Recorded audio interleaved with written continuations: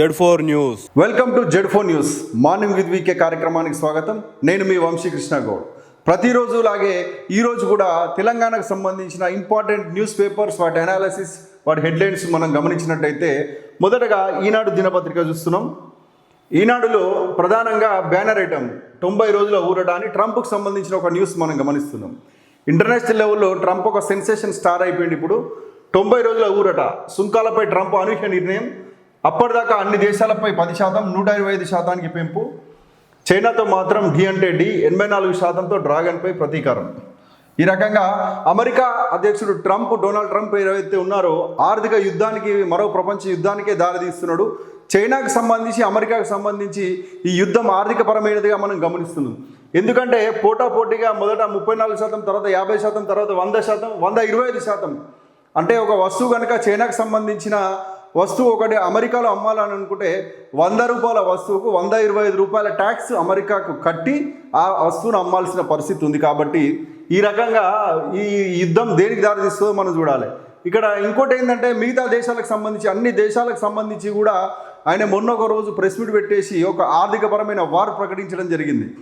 దానిలో భారత్కు కూడా ఒక 24%, 34%, ఇట్లా ఒక్కొక్క దేశానికి ఒక్కొక్క రకమైన సుంకాలను విధించడం జరిగింది. వాటిని ఏం చేసిందంటే 90 డేస్కి స్టే విధించిండు. దానికి 90 డేస్ వరకు. ఇప్పుడు ఆ నిర్ణయం ఎలాగైతే పాత విధానాలు ఉన్నాయో పాత విధానాల పరంగానే ఉంటాయి. ఈ 90 రోజుల వరకు మిగతా దేశాలన్నిటికీ కూడా ఒక వెసులుబాటు ఉంటుందని చెప్పిండు. కానీ చైనాకు సంబంధించి మాత్రం ఆ యుద్ధం కొనసాగుతూనే ఉంది. చైనా మాత్రం 125% ట్యాక్స్ కట్టాల్సిన పరిస్థితి ఉందని చెప్పేసి ఈ వార్త మనం గమనిస్తున్నాం. మరొక వార్త, ప్రతిరోజు కూడా వార్తల్లో ఉండే అంశమే అయిపోతుంది అమెరికాకు సంబంధించిన విషయం.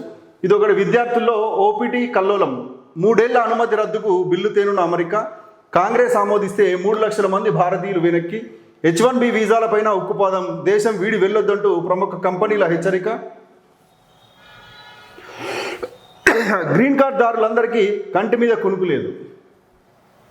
ఇదొకటి, ఒక అవకాశం ఏముంటుందంటే భారతదేశానికి సంబంధించిన విద్యార్థులు కావచ్చు, ప్రపంచంలోని అన్ని దేశాలకు సంబంధించిన విద్యార్థులు ఒక డెస్టినేషన్గా, డ్రీమ్ డెస్టినేషన్గా ఉన్నటువంటి అమెరికాకు వెళితే అక్కడ వాళ్ళకు యూనివర్సిటీలలో ఎంఎస్ చేయడం, వేరే చదవడం జరిగినాక వారికి ఉద్యోగం సంపాదించుకునేందుకు ఒక 3 సంవత్సరాల వెసులుబాటు ఉంటుంది. ఆ 3 ఇయర్స్ టైంనే ఆప్షనల్ ప్రాక్టికల్ ట్రైనింగ్ అంటారు, ఓపీటీ అంటారు. ఈ ఆప్షనల్ ప్రాక్టికల్ ట్రైనింగ్ అంటే వాళ్ళు ఎంఎస్ పూర్తి చేసుకొని 2 సంవత్సరాలు, 3 సంవత్సరాలు అక్కడనే ఉండగలిగితే ఒక 3 సంవత్సరాలు వాళ్ళు వేరే టెంపరీ పనులు చేసుకున్నా పర్మనెంట్ జాబ్ ఒకటి దొరికేదాకా అక్కడనే 3 సంవత్సరాలు అమెరికాలో నివాసం ఉండొచ్చు అనేది ఒక రూల్, ఆప్షనల్ ప్రాక్టికల్ ట్రైనింగ్. కానీ ఇప్పుడు ఏమవుతుంది అంటే ఇది కనుక నిర్ణయం, బిల్లు ఆమోదం పొందితే దాదాపు 3 లక్షల మంది విద్యార్థుల భవిష్యత్తు అగమ్య గోచరంగా అయ్యే పరిస్థితి ఉంది. వారందరూ కూడా భారత్కు తిరిగి రావాల్సిన పరిస్థితి ఉంది. చాలా మటుకు దిగువ మధ్యతరగతి వ్యక్తులు అమెరికాకు వెళితే వాళ్ళ ఎడ్యుకేషన్ లోన్ తీసుకోవడం జరుగుతుంది. బ్యాంకుల నుంచి షూరిటీస్ పెట్టి ఎడ్యుకేషన్ లోన్ తీసుకొని ఆ ఖర్చుల కోసం వారు అమెరికా వెళ్ళి అక్కడనే ఆ టెంపరీకి జాబులు చేసుకొని ఆ లోన్ను రీపే చేసే పరిస్థితి ఉంది. కానీ ఇప్పుడు ఈ రకంగా జరిగితే వారికి ఆర్థికంగా వాళ్ళ కుటుంబానికి భారం జరుగుతుంది. మళ్ళీ వాళ్ళు అమెరికా నుంచి ఇండియాకి తిరిగి వస్తే అదొక నష్టం ఉంటుంది. ఇక్కడ ఉపాధి లేని పరిస్థితి ఉంటుంది. వారి కుటుంబం ఆర్థికంగా చితికిపోయే పరిస్థితి ఉంటుంది. కాబట్టి ఈ నిర్ణయం కనుక తీసుకోవద్దనే మనం కోరుకుందాం. ఒకవేళ ఈ ఓపీటీ కనుక రద్దు అయిపోతే చాలా భారతీయ విద్యార్థులకే చాలా ఇబ్బంది అయ్యే పరిస్థితి ఉంది. ఇది ఈ వార్త యొక్క సారాంశం. మరొక ముఖ్యమైన అంశం ఇక్కడ మనం చూస్తున్నాం. పాత వాహనాలకు high security number plate September 30లోగా బిగించుకోవాల్సిందే, లేదంటే బీమా సహా అన్ని సేవలు బంద్, కేసులు నమోదు చేస్తారు. ఇదొక నంబర్ ప్లేట్ మనం ఇక్కడ చూస్తున్నాం. ఇదొక నంబర్ ప్లేట్ ఏంటంటే ఇది high security number plates. High security number plates అనేది ఏంటి అంటే 2019 ఏప్రిల్ 1 అంటే 2018 మోడల్ ఏదైతే ఉందో 2018 కంటే ముందు మోడల్స్ అన్నిటికి కూడా ఓల్డ్ మోడల్ నంబర్ ప్లేట్స్ ఉంటాయి తెలంగాణ రాష్ట్రంలో. ఇప్పుడు ఏం చేస్తున్నారంటే కేంద్ర ప్రభుత్వం ఉత్తర్వులకు అనుగుణంగా తెలంగాణ ప్రభుత్వం కూడా నిర్ణయం తీసుకుంది. ఏంటంటే 2019 ఏప్రిల్ 1 తర్వాత, అంటే ఏప్రిల్ 1 తర్వాత అన్ని హై సెక్యూరిటీ నంబర్ ప్లేట్సే ఉంటాయి. కానీ ఏవైతే 2019 ఏప్రిల్ 1 కంటే ముందు ఉన్న వాహనాలన్నిటికీ కూడా మళ్ళీ వాళ్ళ నంబర్ ప్లేట్లు అన్నీ చేంజ్ చేసుకోవాలి. కారు కానీ, లారీ కానీ, ఆటో కానీ, బైక్ కానీ ఏదైనా కొత్త నంబర్ ప్లేట్స్, ఇట్లా హై సెక్యూరిటీ నంబర్ ప్లేట్స్ పెట్టుకోవాలి. దీనికి టైం సెప్టెంబర్ 30 వరకు ఇచ్చారు. దీంట్లో మనం చూసుకున్నట్టయితే 2 వీలర్కి 322 380 వరకు ఉన్నది. తర్వాత కార్లకి 590 to 700 ఉన్నది. 3 వీలర్ అంటే ఆటో లాంటి వాహనాలకైతే 350 to 450, కమర్షియల్ వాహనాలకైతే 600 to 800. ఇలా ఈ వివిధ స్లాట్లలో ఇవి ఒక ఛార్జెస్ ఉంటాయి. ఈ ఛార్జెస్ కనుక చెల్లించినట్లయితే ఆర్టీఓ ఆఫీస్లో కొత్త నెంబర్ ప్లేట్ ఇస్తారు. సెప్టెంబర్ 30లోగా తీసుకోవాలి. తీసుకోకపోతే మరి కేసులు అయితే అని చెప్తున్నారు. ఇది ఆ వార్త యొక్క సారాంశం.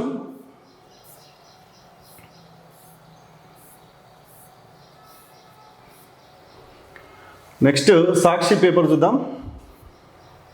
సాక్షి పేపర్లో కూడా ఇదే అంశం, టారిఫ్లకు బ్రేక్, చైనా మినహా మిగిలిన అన్ని దేశాలకు 90 రోజుల విరామం.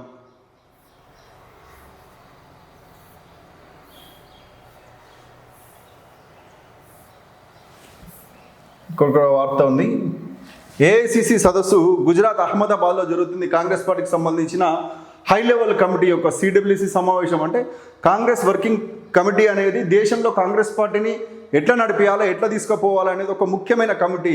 దాని సమావేశాలు మొన్న జరిగినాయి. తర్వాత నిన్న ఏఐసిసి సమావేశాలు, అంటే ఆల్ ఇండియా కాంగ్రెస్ కమిటీకి సంబంధించిన సభ్యులు ఎవరైతే ఉన్నారో వాళ్ళందరూ కలిసి ఒక దగ్గర మాట్లాడుకొని తీర్మానాలు చేసి దేశంలో ఈ పార్టీని ఎట్లా తీసుకుపోదాం, వివిధ రాష్ట్రాల్లో ఎట్లా అధికారంలోకి తీసుకురావాలనే ఉద్దేశంతో ఏర్పాటు చేసుకున్నటువంటి సమావేశంలో ఒక కీలకమైన వ్యాఖ్యలు చేసినారు.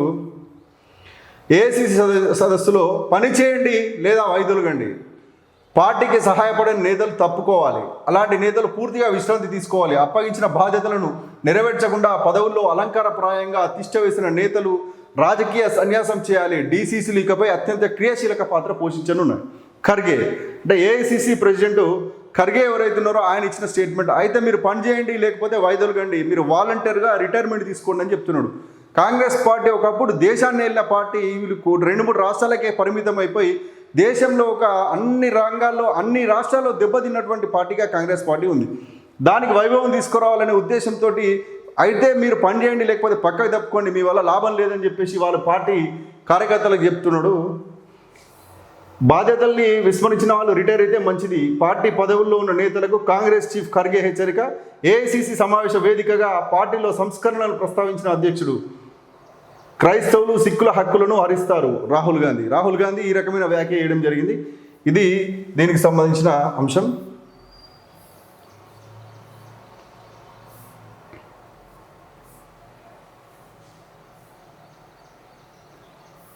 నెక్స్ట్ నమస్తే తెలంగాణ చూద్దాం. నమస్తే తెలంగాణకు సంబంధించి మనం చూస్తున్నాం ప్రతిరోజు కూడా నమస్తే తెలంగాణలో ఎస్సీకి సంబంధించిన భూ వివాదానికి సంబంధించి బ్యానర్ ఐటంగా ఇవ్వడం జరుగుతుంది. దానిలో భాగంగా ఈరోజు కూడా ఆ చనిపోయిన జింక ఏదైతే ఉందో దాని కోడ్తో సహా ఎక్కడ అయితే ఉందో గూగుల్ మ్యాప్తో సహా ఎక్కడ చనిపోయిందని దాని వివరాలు ఇవ్వడం జరిగింది. జంగల్ దంగల్ అది అడవి కాదన్న వాడు మూర్ఖుడే. ఎస్సీలో కళ్ళ ముందు 400 ఎకరాల అటవీ ప్రాంతం అడవే కాదంటూ చట్టాలను చదవకుండా అడ్డగోలు వాదనలు, బహిరంగ ప్రదేశాల్లో చెట్లు పెరిగినా అడవే అంటున్న చట్టాలు, తేల్చి చెప్తున్న సుప్రీంకోర్టు తీర్పులు, అంతర్జాతీయ ఒప్పందాలు. దీనికి సంబంధించిన వార్త ఏంటంటే దీనికి సంబంధించి కొన్ని కోర్టు తీర్పులు గతంలో ఇచ్చినవి కూడా ఇక్కడ ప్రస్తావించడం జరిగింది. అది అడవే ఎందుకంటే గోదావర్మన్ తిర్ముకుల్ పాండే వర్సెస్ కేంద్రం కేసులో సుప్రీంకోర్టు తీర్పు. అది ప్రైవేట్ భూమి కానీ సర్కారు జాగా కానీ కనీసం 10 హెక్టార్లకు మించిన విస్తీర్ణంలో చెట్లు విస్తరిస్తే అది అడవేనని దేశ అత్యున్నత న్యాయస్థానం సుప్రీంకోర్టు ఇచ్చింది తీర్పు. ఏదైతే గోదావర్మన్ తిర్ముకుల్ Pandey versus central government union government of India ఇచ్చిన కేసులో వారు ఏమని చెప్పారంటే 10 హెక్టార్లు దాదాపు 10 ఎకరాలు 11 ఎకరాల కంటే ఎక్కువ కనుక అక్కడ మనం శెల్క అంటాం తెలంగాణ భాషలో, అంటే శెల్క ఏర్పడి అక్కడ అంతా చెట్లు ఏర్పడి ఒక జీవ వైవిధ్యం ఏర్పడితే దాన్ని కూడా అడవిగానే ప్రకటించాలి. ఎందుకంటే అటవీ శాఖ పరిధిలో ఉన్న భూముల్ని అటవిగా మనం గమనిస్తున్నాం. ఏదైతే భూమి అటవీ శాఖ ఆధ్వర్యంలో నిర్వహిస్తున్నారో దాన్ని అడవి అని మనం అంటున్నాం. కానీ దానికి విరుద్ధంగా ఇది ఒక తీర్పు ఇవ్వడం జరిగింది. అటవీ శాఖ ఆధీనంలో లేకపోయినప్పటికీ అక్కడ ఒక సహజ సిద్ధంగా ఒక బహిరంగ ప్రదేశాల్లో కావచ్చు, ప్రైవేట్ ప్రాపర్టీలో కావచ్చు, అడవి పెరిగితే దానికి అడవి చట్టాలే వర్తిస్తాయని చెప్పేసి ఇచ్చిన తీర్పు. క్యోటో ఒప్పందం ప్రకారం కూడా చెప్పారు, ఉన్న భూమిలో 10% విస్తీర్ణంలో నీడేరి చెట్లు ఉంటే ఖచ్చితంగా దాన్ని అడవిగా పరిగణించాలనేది ఇది ఒకటి. తెలంగాణ సర్కార్ జియో 23 ప్రకారం కూడా 2 హెక్టార్లకు మించిన స్థలంలో చెట్లు ఉంటే దాన్ని అడవిగానే ప్రకటించాలని మన తెలంగాణ ప్రభుత్వం కూడా జియో 23 ఇవ్వడం జరిగింది. దానికి సంబంధించిన సారాంశం ఇదంతా కూడా ఎందుకు వస్తుంది ఈ వివాదం అనంటే ఎస్యూ భూములు అనేది ప్రభుత్వ భూములు. ఏదైతే ఎస్యూ నిర్మించిన కన్స్ట్రక్షన్ కూడా ప్రభుత్వ భూమికి ఉంది. దాన్ని ఏంటంటే ఇందిరాగాంధీ ఇచ్చినప్పుడు 2500 ఎకరాలు అనే భూమిని ఇందిరాగాంధీ ఎస్యూ కేటాయించినప్పుడు ఏదైతే పార్లమెంట్లో చట్టం కాబట్టి 6 పాయింట్ ఫార్ములా అంటే తెలంగాణ ఉద్యమం, జై తెలంగాణ, జై ఆంధ్ర ఉద్యమాలని చల్లార్చాలనే ఉద్దేశంతో ఏర్పాటు చేసిన ప్రతిష్టాత్మకమైన సంస్థ ఎస్యూ. దానికి సంబంధించి ఇందిరాగాంధీ ప్రధానమంత్రిగా అప్పుడు ఇచ్చిన భూమిని ఏదైతే అది యూనివర్సిటీకి బదలాయించలేదు, అది ప్రభుత్వం ఆధీనంలోనే ఉంది, ప్రభుత్వ భూమిగానే ఉంది.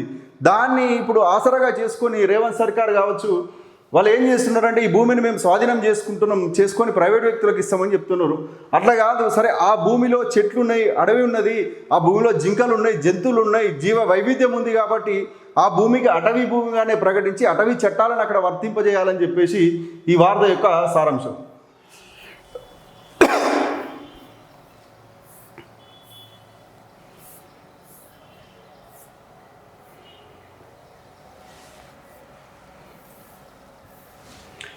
మరొక వార్త ఇక్కడ గమనించినట్టయితే కేసీఆర్ గారికి సంబంధించింది. కేసీఆర్ కృషి పంచాయతీ ఖుషి, పల్లె ప్రగతికి నాటి కేసీఆర్ ప్రభుత్వం పెద్దపీట. పంచాయతీల పురోగతి సూచికలో దేశంలోనూ 2వ స్థానం. 2022-23 నాటికి దేశవ్యాప్తంగా పురోగతి సాధించిన గ్రామాల్లో తెలంగాణ నుంచే 270 పంచాయతీల ఎంపిక. నాటి శ్రమ ప్రధాన కారణంగానే నేటి ఫలాలు. గ్రామీణ ప్రాంతంలో స్వాభిమానము ఉండాలి, వాటికి ఏదంటే గ్రామ స్వరాజ్యమే దేశ స్వరాజ్యం అని గాంధీజీ చెప్పిన మాటలకు అనుగుణంగా నాడు కేసీఆర్ సర్కారు గ్రామ స్థాయిలో ఒక స్వావలంబన జరగాలనే ఉద్దేశంతో తండాలను, చిన్న చిన్న యూనిట్లను కూడా గ్రామ పంచాయతీలుగా మార్చి గ్రామ పంచాయతీకి నిధులు ఇవ్వడం, ట్రాక్టర్లు ఇవ్వడం, అక్కడ పల్లె ప్రకృతి వనాలను ఏర్పాటు చేయడం, వాటి పారిశుద్ధ్యానికి సంబంధించి నిధులు ఇవ్వడం, ఈ రకంగా మొక్కలు నాటడం, ఈ రకమైన సంస్కరణలు చేసినప్పుడు మొక్కలను నాటడమే కాదు పరిశుభ్రత కూడా ఉంచినప్పుడు దాంట్లో భాగంగా 2022-23 సంవత్సరానికి గాను ఇచ్చిన రిజల్ట్స్లో 270 పంచాయతీలు తెలంగాణ నుంచి ఉన్నాయని చెప్పేసి ఈ వార్త యొక్క సారాంశం. దీనికి సంబంధించి అప్పుడు కేసీఆర్ గారి కృషి ఫలితంగానే ఇప్పుడు జరిగిందని చెప్పేసి ఈ వార్త మనం గమనిస్తున్నాం.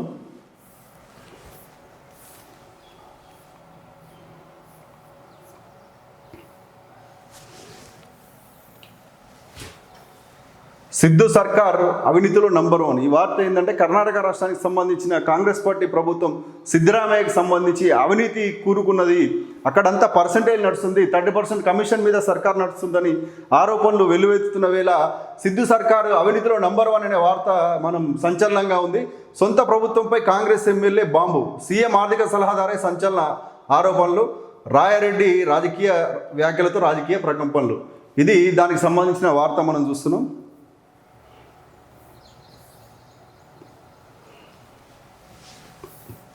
నెక్స్ట్ ఆంధ్రజ్యోతి న్యూస్ పేపర్ చూద్దాం.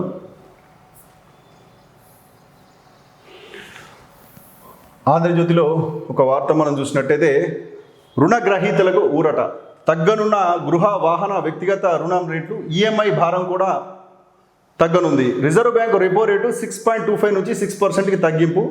పరపతి సమీక్ష నిర్ణయాలను ప్రకటించిన ఆర్బీఐ, మున్ముందు మరింత తగ్గిస్తామని సంకేతాలు. నేను సంజయ్, భారతంలో సంజయుని కాదు, నాకు దివ్య దృష్టి లేదు, వడ్డీ రేట్లు ఇంకెంత తగ్గుతాయో ఇప్పుడే చెప్పలేను. RBI governor Sanjay Malhotra.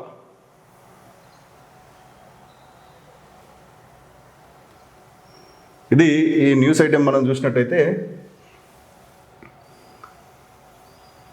ఏవైతే బ్యాంకులకు లోన్ తీసుకుంటామో ఆ లోన్లకు సంబంధించి ఈఎంఐస్ ఉంటాయి కదా, ఆ ఈఎంఐస్ ఏంటంటే మన హోమ్ లోన్స్ కావచ్చు, కార్ లోన్స్, బైక్ లోన్స్, వీటన్నిటికి సంబంధించి రెపో రేట్ ఏదైతే 6.25 నుంచి 6%కి తగ్గించడం జరిగింది. అంటే బ్యాంకులు ఆర్బీఐకి చెల్లించాల్సిన ఇంట్రెస్ట్ను తగ్గించడం వల్ల బ్యాంకులు కూడా కస్టమర్ల నుంచి తీసుకునే ఇంట్రెస్ట్లు కూడా తగ్గిస్తారు. ఇది ద్రవ్య పరపతి విధానం అంటారు. దేశంలో మనీ ఫ్లో ఎలా ఉండాలి, దేశంలో ఏ రకమైన ఆర్థిక సంస్థలు తీసుకోవాలనేది ఆర్బీఐ చేతిలో ఉంటుంది. కాబట్టి ఆర్బీఐ ఈ కీలక నిర్ణయం తీసుకున్నది. దీనివల్ల కొంత ఈఎంఐలు కట్టుకునే వారికి ఊరట ఉంటుంది. దీనికి సంబంధించి ఆయన ఇంకా ఎంత తగ్గుతుందో కూడా చెప్పలేను, ఆర్థిక విధానాలను బట్టి ఉంటుందని చెప్పేసి ఉద్దేశించిన వ్యాఖ్యలు అవి.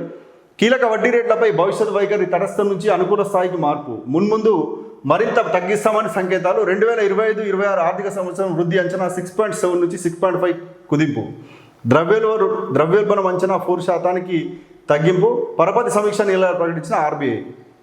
ఇది ఈ వార్త యొక్క సారాంశం. దీన్ని బట్టి ఏంటంటే సామాన్యులకు కూడా ఊరట ఉంటుంది. సామాన్యులు ఏదైతే సొంత ఇంటి కళ నెరవేర్చుకోవాలనే ఉద్దేశంతో లోన్లు తీసుకొని ఇల్లు తీసుకుంటారో వారికి ఈఎంఐ భారం తగ్గడం వల్ల వారికి ఆర్థికంగా వెసులుబాటు అయ్యే పరిస్థితి ఉంటుంది. వారికి సేవింగ్స్ పెరిగే అవకాశం ఉంటుంది.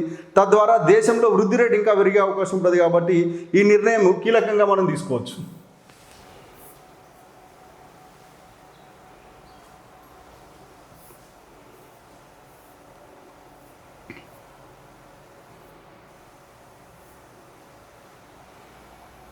ఇక్కడ మరొక వార్త మనం చూస్తున్నాం. నేవీ అమ్ముల పొదిలో రాఫెల్ ఫైటర్లు 64,000 కోట్లతో 26 మెరైన్ జెట్లు ఫ్రాన్స్ నుంచి కొనుగోలు. ఐఎన్ఎస్ విక్రమాదిత్య విక్రాంత్లపై MiG-29లకే స్థానంలో మోహరింపు. ప్రభుత్వాల స్థాయిలో ఒప్పందం ఆమోదం తెలిపిన కేబినెట్ కమిటీ. 1600 కోట్లతో కృషి సంచాయి కింద ప్రత్యేక ఉప పథకం. రాఫెల్ ఫైటర్ జెట్స్ దేశ రక్షణకు సంబంధించినటువంటి ఫైటర్ జెట్స్ ఎన్నో ఉన్నాయి. దానికి సంబంధించిన వార్త ఇది. రాఫెల్ ఫైటర్ జెట్స్ ఫ్రాన్స్ నుంచి మనం కొనుగోలు చేస్తున్నాం. ఇది 64,000 కోట్లతోటి 26 విమానాలు అంటే దాదాపు ఒక్కొక్క విమానం ఖరీదు 2,500 కోట్ల రూపాయలు ఉంటుంది. 2,500 కోట్లతోటి ఒక విమానం కొని ఇప్పుడు మనం 26 విమానాలను మెరైన్ జెట్లను నేవీకి అప్పగించడం జరుగుతుంది. దీనికి సంబంధించి మన కీలక అడుగుగా చెప్పవచ్చు. దేశ రక్షణ వ్యవస్థలో ఫైటర్ జెట్స్ అనేవి కీలకంగా ఉంటాయి. వేరే దేశాలతో యుద్ధం ఏర్పడినప్పుడు మనం కనుక కీలకంగా ఎయిర్ ఫోర్స్లో అంటే నావికి సంబంధించిన విమానాలు కూడా ఎయిర్ ఫోర్స్కి సంబంధించిన విమానాలు కూడా కీలక భూమిక పోషిస్తాయి. కాబట్టి ఇదొక కీలకమైన ముందడుగానే చెప్పవచ్చు.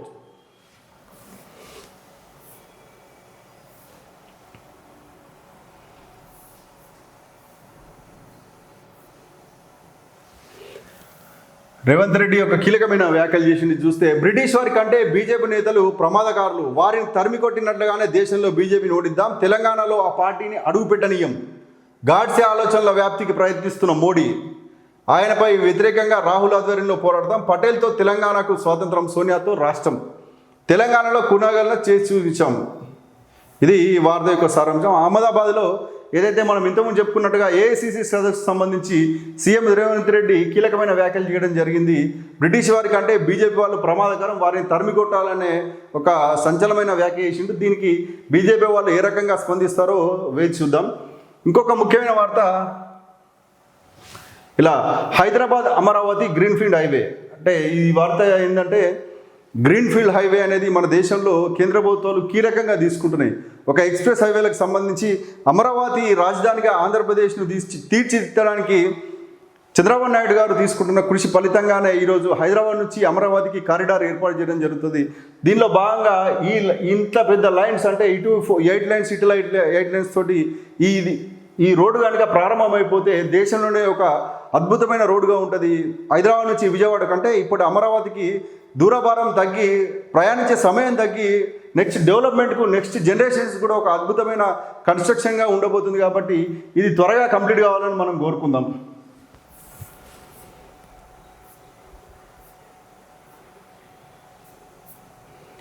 నెక్స్ట్ వెలుగు దినపత్రిక చూస్తే రాహుల్ గాంధీని బ్యానర్ ఐటంగా ఇవ్వడం జరిగింది. దేశమంతటా కులగణన జరగాలి, ఎవరెంతో తేలాలి, తెలంగాణలో మేము చేసిన కులగణన దేశానికి ఆదర్శం, బీసీలకు 42% రిజర్వేషన్లు చారిత్రాత్మకం. మోడీ ఆర్ఎస్ఎస్కి ఇది నచ్చదు, అందుకే అడ్డుకుంటున్నారు రాహుల్ గాంధీ. మా సీఎం రేవంత్ మా టీం దృఢ సంకల్పంతో కులగణన చేపట్టారు. 90% మంది బీసీలు, ఎస్సీలు, ఎస్టీలు, మైనార్టీలుగా తేలారు. తెలంగాణలోనే కాదు అన్ని రాష్ట్రాల్లో ఇదే పరిస్థితి. 50% రిజర్వేషన్ల పరిమితిని ఎత్తేయాలి, మేము తెలంగాణలో మొదలు పెట్టాం. ఇది వార్త యొక్క సారాంశం. నిన్న ఏఐసీ సమావేశంలో రాజ్యాంగాన్ని చేతిలో పట్టుకొని రాహుల్ గాంధీ గారు చేసిన వ్యాఖ్యలు ఏంటి అని అంటే, అసలు మేము తెలంగాణలో కులగణన చేపడితే ఇక్కడ 90% మంది బీసీలు, ఎస్సీలు, ఎస్టీలు, మైనార్టీలుగానే ఉన్నారు, మిగతా వర్గాలు కేవలం 10% ఉన్నారు. వీరికి సంబంధించిన హక్కులు రావాలంటే, వీరికి న్యాయమైన విధానంగా ఏర్పడాలంటే వీరికి రిజర్వేషన్లు ఇవ్వాలనే ఉద్దేశంతో మేము బీసీలకు 42% రిజర్వేషన్లు ఇస్తున్నాం. ఇది దేశానికే ఆదర్శంగా ఉంది, మేము చేసి చూపించినాం, మీరు కూడా చేసి చూపించండి అని చెప్పేసి ఒక ఓపెన్ ఛాలెంజ్ చేయడం జరుగుతుంది. దేశమంతటా కూడా బీజేపీ కూడా ఇలాగే కులగణన చేసి వారికి సమానం అంటే వారెంతో వారికంత అంటే మేమెంతో మాకంత అని ఏదైతే బీసీ నినాదం ఉందో, వారికి ఎంత జనాభా ఉందో అంత హక్కులను వాళ్ళకి ఇవ్వాలి అని చెప్పేసి న్యాయమైన డిమాండ్ వాళ్ళదని చెప్పేసి మేము మద్దతు ఇస్తున్నామని చెప్పేసి రాహుల్ గాంధీ గారు చెప్పడం జరిగింది. ఇది ఈ వార్త యొక్క సారాంశం.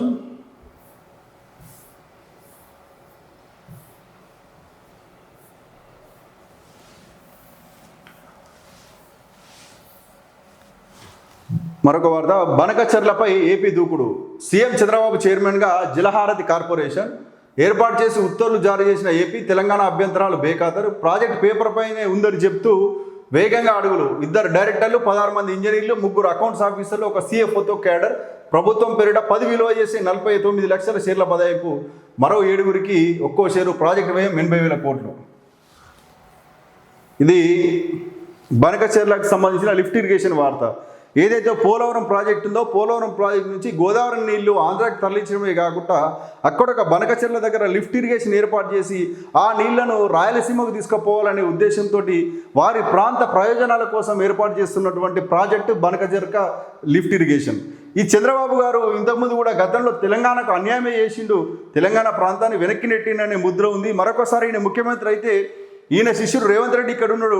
ఈ శిష్యుడు గురు కోసమే పనిచేస్తున్నాడు కాబట్టి ఈజీగా పనిచేసుకుంటూ తెలంగాణకు సంబంధించిన గోదావరి, కృష్ణా జలాలన్నీ కూడా ఆంధ్రాకు తరలించడంలో పెద్ద కుట్ర జరుగుతుందని చెప్పేసి విపక్షాలు విమర్శిస్తున్నాయి. నిజంగా కనుక పోలవరం ప్రాజెక్టు పూర్తయితే తెలంగాణ మనుగడ, భద్రాచలం మనుగడ, మన శ్రీరామవారి భద్రాచలం మునిగే పరిస్థితే ఉంది. ఇంకా ఈ బనకచెర్ల కనుక లిఫ్ట్ ఇరిగేషన్ కంప్లీట్ చేస్తే ఇంకా పెద్ద ప్రమాదం ఏర్పడుతుంది. వరదల సమయంలో అసలు భద్రాచలం కొట్టుకుపోయే పరిస్థితి ఉందని చెప్పేసి నిపుణులు చెప్తున్నారు. కాబట్టి నిజంగా కనుక రేవంత్ సర్కార్కు చిత్తశుద్ధి ఉంటే ఆయన మా గురువు కాదు, మాకు రాష్ట్ర ప్రయోజనాలే ముఖ్యమని చెప్పేసి నిరూపించుకోవాల్సిన అవసరం ఉంది. చిత్తశుద్ధితోటి పనిచేయాల్సిన అవసరం ఉంది. తెలంగాణ ప్రయోజనాలు కాపాడాల్సిన బాధ్యత ఈ విషయంలో రేవంత్ రెడ్డి గారికి ఉందని గుర్తు చేసుకోవాలి.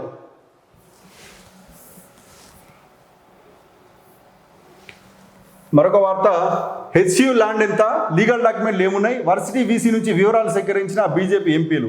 HCUపై కేటీఆర్కి అంత ప్రేమ ఉంటే TONGOలకు అక్కడ భూమి ఎట్లా ఇచ్చారు కొండా విశ్వేశ్వరరెడ్డి. పవర్లో ఉన్నప్పుడు ల్యాండ్స్ను వర్సిటీకి ఎందుకు రాసిలేని నిలదీత. ఇది ఒక వార్తకు సంబంధించిన విషయం. 3 బీజేపీ ఎంపీలు నిన్న సమావేశమయ్యారు. కొండా విశ్వేశ్వరరెడ్డి గారు, ఈటెల రాజేందర్ గారు, మెదక్ ఎంపీ రఘునందరావు గారు, 3 కూడా కొండా విశ్వేశ్వరరెడ్డి గారి నివాసంలో సమావేశమైపోయి వీరు HCUకి వెళ్ళి HCUకి సంబంధించిన వివరాలు ఏమున్నాయి, వాటిని మేము గమనిస్తాం, వాటిని మేము తీసుకుంటామని చెప్పేసి రిజిస్ట్రార్ని కలవడం జరిగింది. మీ డాక్యుమెంట్స్ ఏమున్నాయి, మీకు లీగాలిటీ ఏమున్నది, దీనికి సంబంధించిన న్యాయ పోరాటంలో ఎలా ముందుకు వెళ్ళాలని చెప్పేసి వీరు మేము సపోర్ట్ చేస్తామని చెప్పేసి వెళ్ళిరు. దీనికి సంబంధించిన కొన్ని కామెంట్స్ వాళ్ళు చేయడం జరిగింది. ఇది ఈ వార్త యొక్క సారాంశం.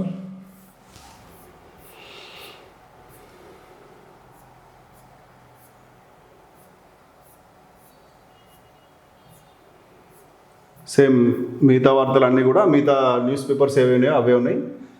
ఇది ఈనాడు మనం అన్ని న్యూస్ పేపర్కి సంబంధించినటువంటి అనాలిసిస్ని, వాటి యొక్క లోతు పార్శ్వాలను కూడా మనం గమనించి వాటిని అన్ని కోణాల్లో విశ్లేషించడం జరిగింది. ఇలాగే ప్రతిరోజు కూడా తెలంగాణకు సంబంధించిన న్యూస్ పేపర్స్, వాటి యొక్క న్యూస్, వాటి వ్యూస్, లేకపోతే వాటి అనాలిసిస్ని మీ ముందుంచే ప్రయత్నమే మార్నింగ్ విత్ వీకే కార్యక్రమం. కాబట్టి మాకు మీ సపోర్ట్ చేయాలనంటే Z4 న్యూస్ని మీరు సబ్స్క్రైబ్ చేయాలని కోరుకుంటూ రేపటి మార్నింగ్ విత్ వీకే కార్యక్రమంలో మళ్ళీ కలుసుకుందాం. అంతవరకు సెలవు. Signing off.